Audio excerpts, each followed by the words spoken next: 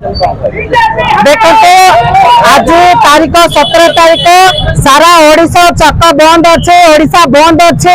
ए BJP सरकार अयोग्य सरकार, ए मोहन माझी सरकार अयोग्य सरकार। जो छात्र को 6 मास है चरित्र संहार कर सरकार नारी को निर्यातना दि जाए।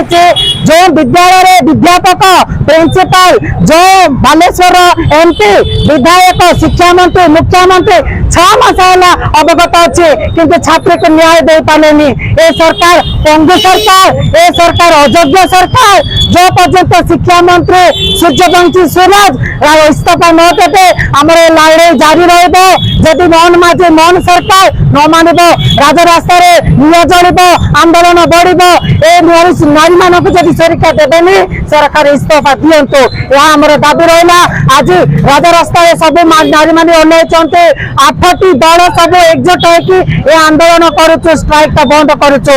जो सर्वसाधारण जनसाधारण आमको सहयोग कर नारी को सुरक्षा दे पारनी, अधिकार दे पारनी, न्याय दे पारनी, ताले सरकार इस्तीफा दियो, सारा मंत्रिमंडल इस्तीफा दियो।